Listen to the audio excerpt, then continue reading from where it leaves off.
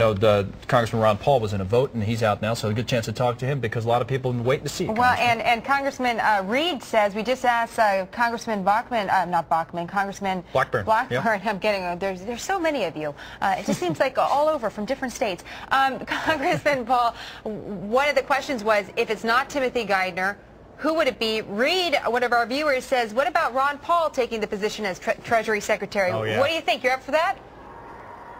No, not really. Not under these circumstances, because the system is flawed. That's why the individual can be the target, and we can talk about Geithner. But you get Geithner out, you get somebody else in, he has to accept the same rules and the conditions. The Congress gives him money and he gets suspended.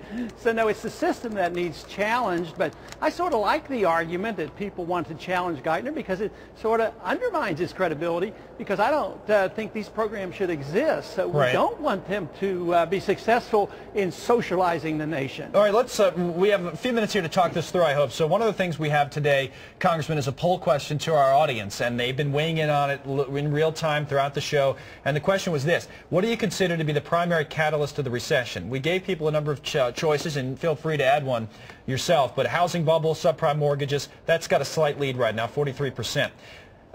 Lack of consumer savings, government spending, Wall Street as a whole, or they're all equally responsible, which happens to be in second place. What would you say? I would say, I didn't hear you say debt. It's debt. It's excessive debt by individuals, corporations, and government because of the illusions developed with an inflationary climate which is created by the Federal Reserve. We do a lot of things. We borrow too much money. Finally, debt overwhelms, and it overwhelms the consumer and the businessman and the system, and things come to a halt because it was an illusion to think that we were actually working hard and saving money, which we were not. And let me stop you right there, because I was actually reading Glenn Beck's magazine, Fusion, where you have an article how the Fed caused the current crisis in his issue. So are you saying that it's Ben Bernanke and team, not necessarily Tim Geithner? Is it the central bank that you're referring to as potentially the heart of what's causing this crisis? Or Alan Greenspan and team, for that matter.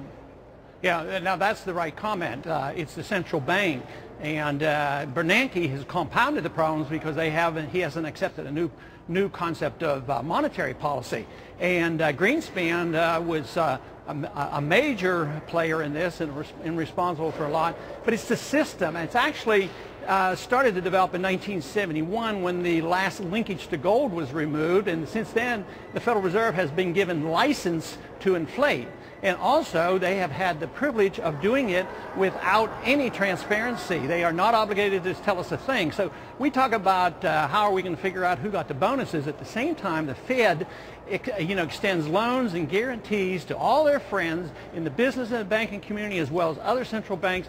They are the most powerful branch of government, more powerful than the other three branches. Well, here's the thing. There's a fundamental difference, right, in the way you approach this and the way members of the administration would approach it, like a Tim Geithner, who was asked very many of these same questions earlier today. And one of his first responses, I think, would be telling in that. And he came out today, Congressman, and said that history has shown us that more government action, not less, in times of an economic crisis is what you need. In other words, crises have become worse, whether it's a Great Depression or other crises in other countries over time, when the government doesn't act enough. That's the fundamental view he holds, and that's what he's operating on. I mean, he said as much today. Why, what's wrong with that from your point of view?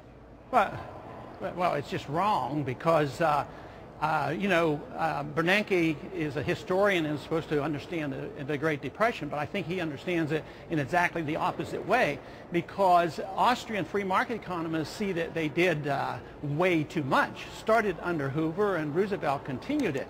If you compare it to the Depression of 1921, which was a consequence of the inflation of World War I, you would say, well, why did it only last a year? We don't even remember the Depression of 1921. Well, a lot of those Roosevelt arguments were when we were already in a steep decline, right? I mean, a lot of people would say that not enough was done in the Hoover administration when some of the big banks were allowed to fail. And that's the Bernanke argument that, hey, listen, we shouldn't allow these banks to fail in the early 30s, or and you say that's wrong? Oh, absolutely, because it was the inflation by the Federal Reserve in the 1920s that created the bubble.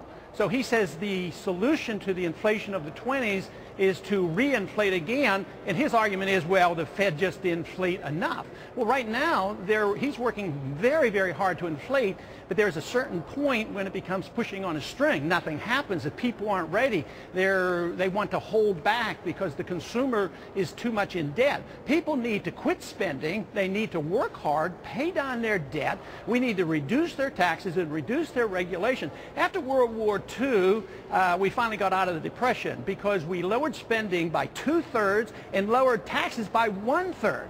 That's the kind of policy that we need now. So, Congressman, can I stop you there? The income tax right now. Congressman, just let me stop you there for a second, because as we're looking kind of back on history, a couple of our viewers want to look forward, and I do as well. Jack was asking, okay, so this is your point of view. How do you fix it moving forward? Is it impossible in the system that you're criticizing right now? No, it's very possible to do what I just suggested. Cut spending and cut taxes and pay down debt. And you'll have a bad year. There's no magic to the pain and suffering that was brought on by the Fed over these many decades. Sure, everybody loves the boom, everybody hates the bust. And there was too much spending, too much borrowing, and too much money creation. So we're trying to solve the problem by doing exactly the same thing. And it doesn't work. It gets you out of a mild recession, and it blows the bubble bigger. But finally, when the big bubble bursts, you have to retract. You have to have a new system. And right now, there's not enough confidence in the dollar reserve standard. That's what we've been working with. So you don't believe that, so you said, again,